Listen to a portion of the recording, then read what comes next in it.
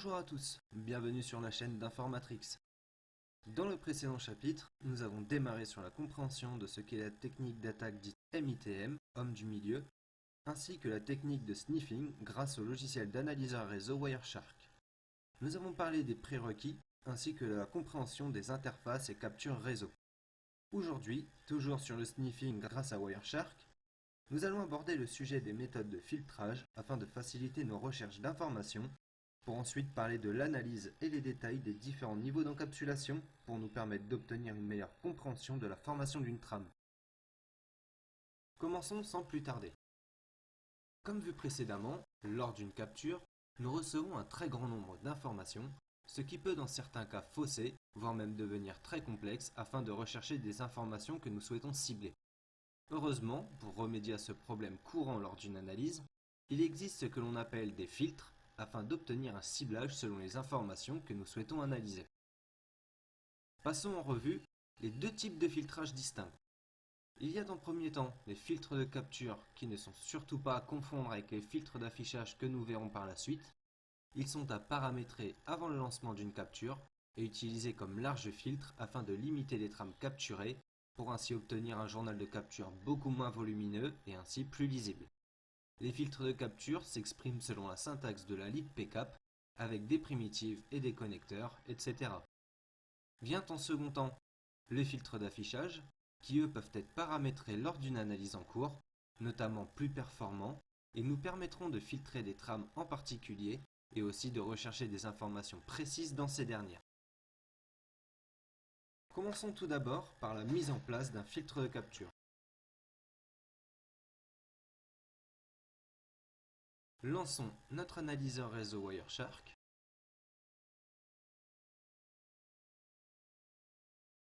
Pour mettre en place un filtre d'affichage, deux possibilités s'offrent à nous.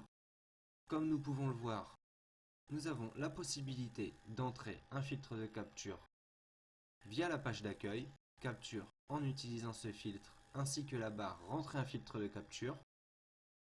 Ou, deuxième solution, nous rendre dans l'option de capture et de rentrer un filtre de capture ici. Maintenant, voyons un exemple de mise en place de syntaxe d'un filtre de capture. La syntaxe de mise en place d'un filtre de capture est la suivante. Vient en premier temps l'ajout d'un protocole de communication suivant l'étape du modèle OSI. Si aucun protocole n'est ajouté, tous les protocoles seront affichés lors de la capture. Vient ensuite la direction, qui sert à ajouter une direction comme source ou destination, grâce aux valeurs par exemple SRC pour source, DST pour destination. Si aucune source ni destination ne sont spécifiées, toutes les sources et destinations seront affichées lors de la capture. Dans un troisième temps, les hôtes et valeurs qui nous servent à ajouter un hôte spécifié, comme par exemple une plage d'adresse IP, une adresse IP tout simplement, ou un port ou une plage d'adresse IP sur le réseau. Si aucun hôte ou valeur sont spécifiés, tous les hôtes et valeurs seront affichés lors de la capture. Dans un dernier temps, nous pouvons mettre en place une opération logique qui nous sert à ajouter des règles de protocole, comme pour les directions, les hôtes, grâce aux valeurs NOT, AND, OR. Les autres expressions nous permettront tout simplement de rajouter une autre syntaxe. Prenons cet exemple. IP, source network, 192.168.1.0 avec le masque 24 et le port 443, nous affichera la source des machines sur le réseau avec les ports 443. Prenons ces petits exemples et mettons-les en place dans la syntaxe du filtre de capture. Ici, nous allons rentrer notre filtre de capture, la source du réseau 192.168.1.0 avec le masque 24 et port 443. Voilà, quand nous mettons en place un filtre de capture ou un filtre d'affichage comme nous verrons par la suite, si la syntaxe est correctement mise en place, la barre devient verte et nous pouvons lancer la capture. En revanche, si la syntaxe est mal mise en place, la barre devient rouge et nous ne pouvons pas lancer la capture. Prenons un autre exemple. Note TCP and note UDP. Ce filtre affichera toutes les trames, hormis les trames comportant le protocole TCP et UDP lors de l'analyse.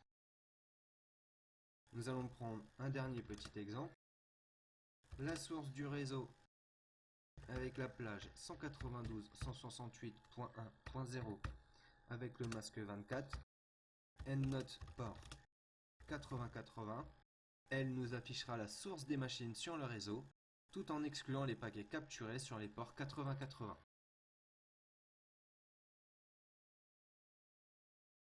Nous allons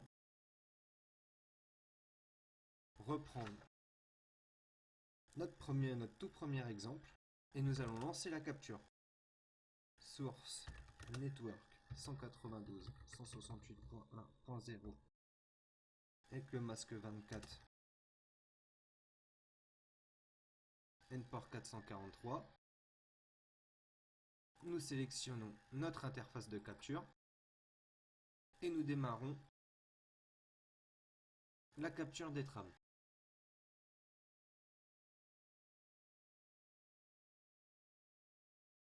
Voilà.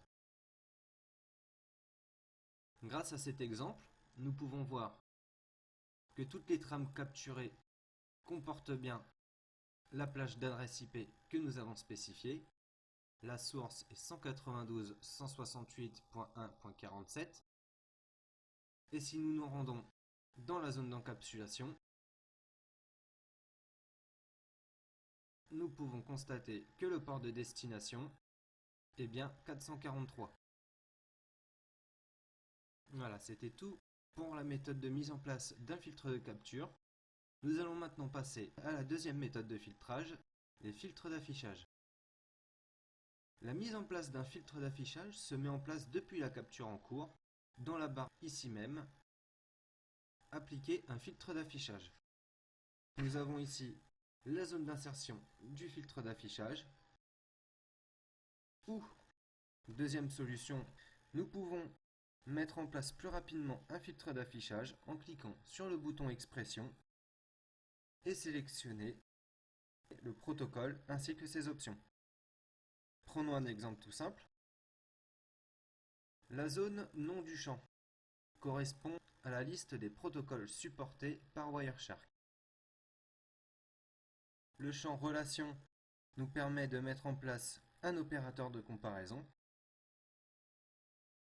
Le champ valeur est la zone d'entrée de valeur, donc un port, un hôte, un protocole, etc. Nous pouvons rechercher ici plus rapidement un protocole, donc la barre de recherche de protocole. Par exemple, je tape le protocole HTTP. Nous avons toutes les propositions que Wireshark nous propose. La zone en dessous de la barre de recherche est la zone de mise en place du filtre prédéfinie par l'utilisateur. Maintenant, voyons un exemple de mise en place grâce à la syntaxe du filtre d'affichage. La syntaxe de mise en place manuelle d'un filtre d'affichage est la suivante. Dans un premier temps, protocole champ 1, champ 2 sert à ajouter un protocole de communication suivant l'étape du modèle de couche OSI, et champ 1 et champ 2 sont des sous-catégories protocolaires à l'intérieur du premier protocole. Vient dans un second temps les opérateurs de comparaison qui peuvent servir par exemple à trier ou à afficher la taille des trames ou encore à rechercher une information exacte contenue dans une trame. Vient ensuite les hôtes et valeurs qui nous servent à ajouter un hôte, un port ou une valeur suivant le protocole et le sous-protocole choisi par l'utilisateur. Dans un dernier temps, vient la mise en place d'opérations logiques qui nous servent à ajouter des règles de protocole, direction et hôte grâce aux valeurs NOT, AND, OR. Autre expression nous sert à rajouter d'autres règles de filtrage l'une après l'autre. Il existe 10 opérateurs de comparaison, donc je vous laisse mettre sur pause si vous voulez regarder attentivement. Ou alors vous pouvez télécharger le fichier au format PDF prévu à cet effet dans la description. Il y a aussi 4 opérateurs d'opération logique. Et nous allons passer à un petit exemple. SNMP ou DNS ou ICMP affichera les trafics SNMP, DNS et ICMP. Ensuite, second exemple, IP adresse égale 192.168.2.1 affichera les trames avec une adresse source ou de destination comportant l'adresse IP locale 192.168.2.1. IP source host note 192.168.2.1 N IP destination host note 192.168.3.1 affichera toutes les sources sauf 192.168.2.1 ainsi que toutes les IP distantes sauf 192.168.2.1. Prenons le premier exemple. Nous nous rendons dans notre logiciel d'analyseur réseau Wireshark. La méthode la plus rapide depuis la liste des protocoles supportés par Wireshark, nous allons taper le protocole FTP. Nous allons sélectionner un sous-protocole, par exemple FTP Passive IP. Nous allons mettre un opérateur de comparaison égal. Nous allons rentrer une adresse IPv4.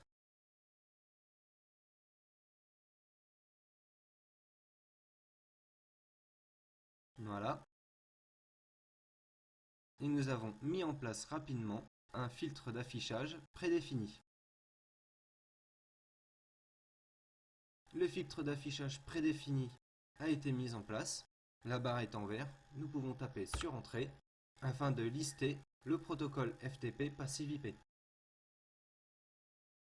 Ou alors,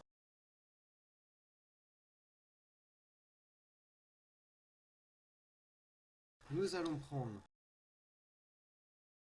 IP adresse égale 192.168.1.47, l'adresse IP locale de notre machine, et nous tapons sur Entrée. Le filtre est mis en place et nous affiche les trames avec une adresse source ou de destination comportant l'adresse IP locale de notre machine. Nous allons prendre un autre exemple. Nous allons rajouter une autre expression.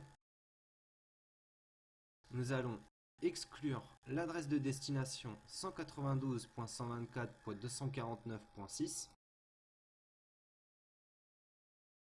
end IP destination host note 192.124.249.6.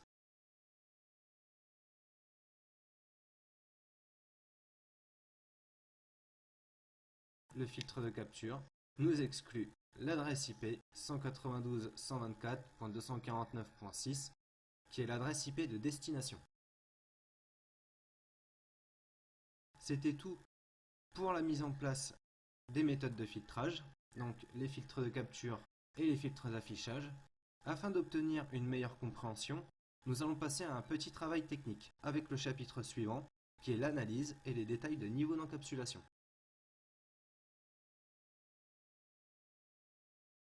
Lorsqu'un paquet est sélectionné dans la zone de capture des trames, la zone centrale, ou zone d'encapsulation, nous permet de visualiser plus précisément les différentes couches d'encapsulation du paquet que nous allons analyser par la suite en détail.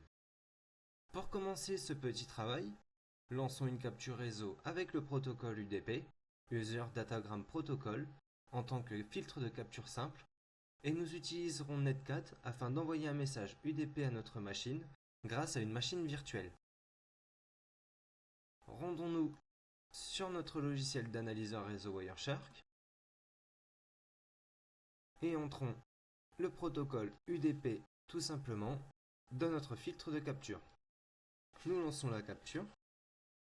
Nous allons nous rendre dans une machine virtuelle et nous allons taper la commande suivante.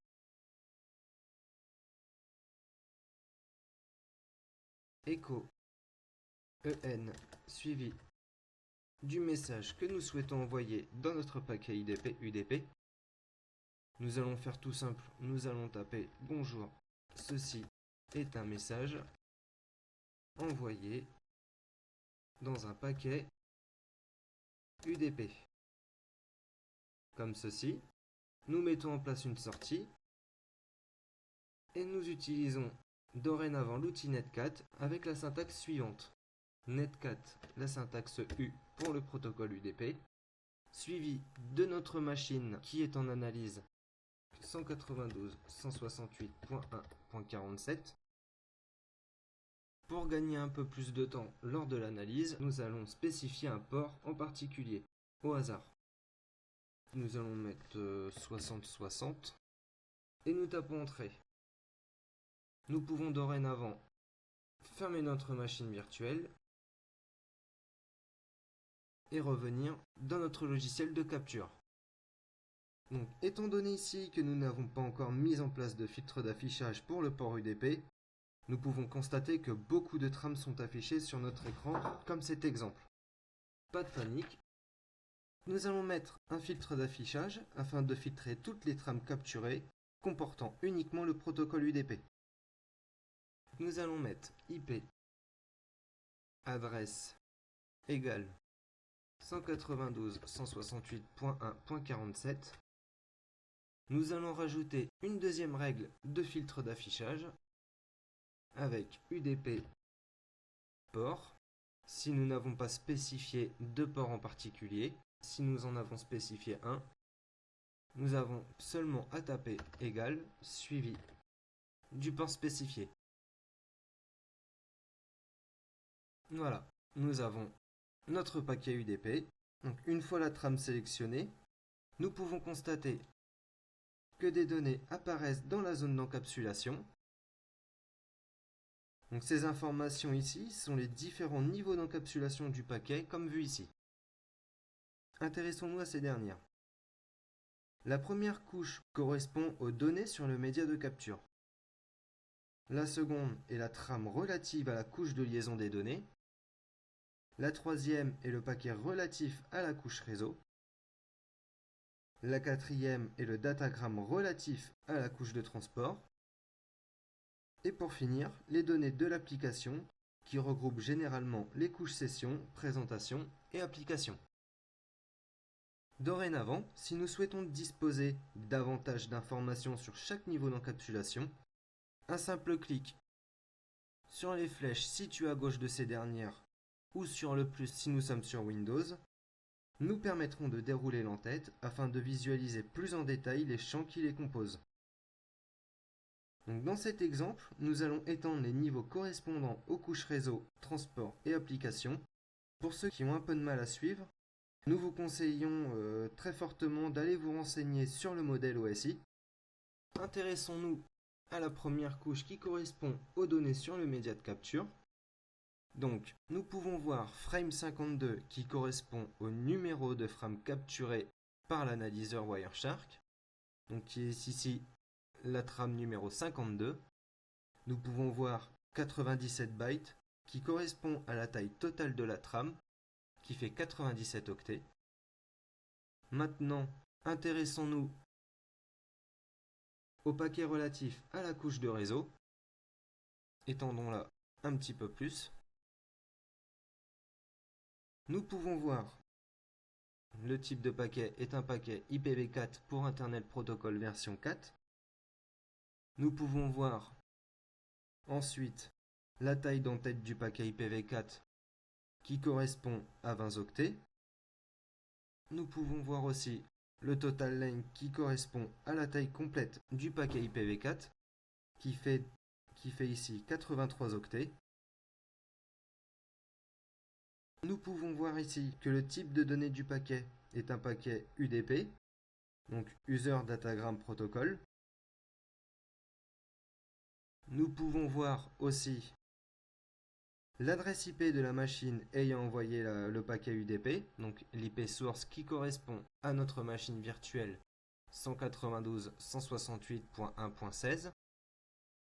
Et en dessous, nous voyons l'adresse IP de la machine ayant reçu la trame UDP, donc l'IP de destination qui est celle qui analyse actuellement, donc l'adresse 192.168.1.47. Fermons cette dernière et intéressons-nous au datagramme relatif à la couche de transport. Le premier champ nous indique le port source de la machine ayant envoyé la trame UDP. Le port source est 50515. Nous pouvons voir aussi le port de destination de la machine ayant reçu le paquet UDP, qui est 6060, que nous retrouvons également juste en dessous. Nous voyons ici la taille totale du datagramme user protocol qui correspond à 63 octets. Par contre, cette valeur est la somme entre la taille réelle des données envoyées par le processus plus 8 octets d'entête, qui est la valeur fixe pour un paquet UDP. Intéressons-nous maintenant à la couche de données d'application, qui correspond à 55 octets. Nous pouvons conclure que pour envoyer simplement 55 octets de données brutes, qui correspond à notre message, il nous aura fallu 42 octets supplémentaires, qui correspond à la liaison des données qui fait 14 octets. Nous avons aussi la couche réseau qui fait 20 octets. Nous avons ensuite la couche de transport qui fait 8 octets, plus la couche session, présentation et application qui fait 55 octets. Si nous additionnons ces derniers, cela correspond à 97 octets. Passons maintenant à la zone inférieure. Cette dernière nous permet de visualiser la trame capturée sous forme octale, ce qui peut nous permettre de pouvoir visualiser à quoi appartiennent les portions d'octets. Il nous suffira tout simplement de cliquer sur n'importe quel niveau d'encapsulation. Prenons un exemple en cliquant sur la couche de transport, User Datagram Protocol, et nous avons les octets qui correspondent à la couche de transport, qui s'affiche en surbrillance. Nous avons dorénavant la possibilité de visualiser des données transmises par le datagramme UDP. En effet, si nous cliquons sur la couche Data, nous obtiendrons les octets qui correspondent à la couche de données, mais également leur codage ASCII présent à droite de la zone octale. Par conclusion, il peut être parfois très facile de pouvoir décoder un message. Nous pouvons voir par exemple que le message ici était « Bonjour, ceci est un message envoyé dans un paquet UDP » en examinant les derniers caractères ASCII de la couche data. Nous pouvons aussi suivre le flux du protocole afin de pouvoir visualiser les données plus clairement. Faisons un clic droit sur la trame afin d'ouvrir la fenêtre contextuelle et sélectionnons Suivre, flux UDP, et nous avons notre message qui s'affiche en clair, qui est dans notre paquet UDP. Voilà, c'était tout pour l'analyse et détails de niveau d'encapsulation. J'espère que pour beaucoup cela paraît beaucoup plus clair, notamment sur l'analyse et sur les méthodes de filtrage. Nous allons passer maintenant à un tout autre exemple avec le protocole HTTP. Nous allons voir maintenant comment retrouver un mot de passe et un nom d'utilisateur.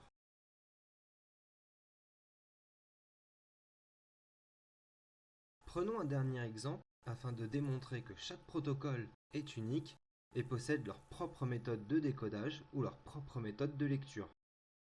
Pour ce dernier exemple, nous utiliserons le protocole transfert hypertexte HTTP. Notre but sera de récupérer un nom d'utilisateur et un mot de passe que nous aurons entré via une page de test de connexion sur Internet. Pour commencer, nous lançons une nouvelle analyse réseau, sans filtre de capture et sans filtre d'affichage pour le moment. Nous nous rendons sur notre navigateur internet. Nous recherchons une page de test de connexion HTTP, comme ceci. Nous rentrons dans le champ username le nom d'utilisateur. Pour faire simple, nous allons entrer utilisateur 1234 ainsi qu'un mot de passe.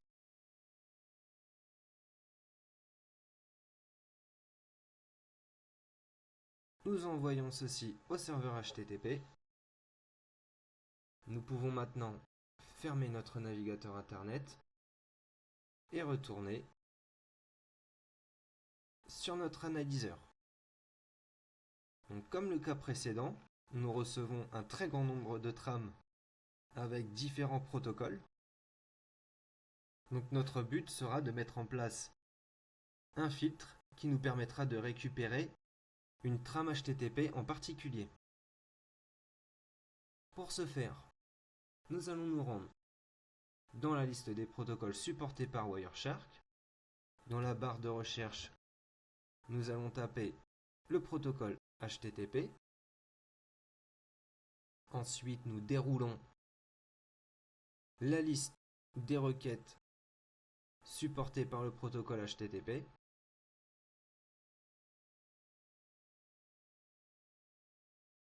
Étant donné que c'est une méthode de requête que nous cherchons en particulier, nous allons entrer le filtre d'affichage HTTP request method. Nous acceptons et nous rajoutons la syntaxe égale suivi de la requête post. Nous tapons entrée et nous pouvons constater que le dernier paquet filtré possède bien la requête post. Analysons dorénavant la zone d'encapsulation, plus particulièrement dans la couche de données d'application, de couche session et de présentation d'application. Et nous pouvons voir que le premier item est utilisateur 1234, donc sa portion d'octet correspondante est celle-ci. Le mot de passe que nous avons rentré dans le champ form item password égale mot de passe 123456789 correspond à cette portion d'octet-ci. Et nous avons récupéré un nom d'utilisateur ainsi qu'un mot de passe. Nous pouvons aussi suivre le flux HTTP, donc suivre HTTP stream.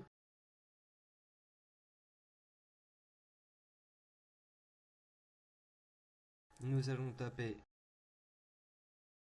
le champ, par exemple, username.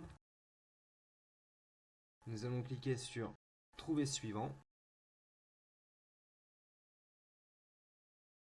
jusqu'à obtenir username égale utilisateur 1234 and password égale mot de passe 123456 and logging égale true. Voici comment récupérer un nom d'utilisateur et un mot de passe sur le protocole HTTP. Bien sûr, ces deux exemples étaient les plus simples. Sur d'autres vidéos, nous verrons comment décoder sur des protocoles beaucoup plus complexes. Cette vidéo touche à sa fin. J'espère que son contenu vous satisfera. N'hésitez pas à nous transmettre vos avis positifs ou négatifs, à nous communiquer vos questions ou à nous rejoindre. En attendant, l'équipe d'Informatrix vous souhaite d'excellentes fêtes de fin d'année ainsi que nos meilleurs vœux de réussite pour l'année 2018 pour ceux qui nous suivent, ainsi qu'à nos chers confrères présentant leurs tutoriels sur la sécurité informatique également.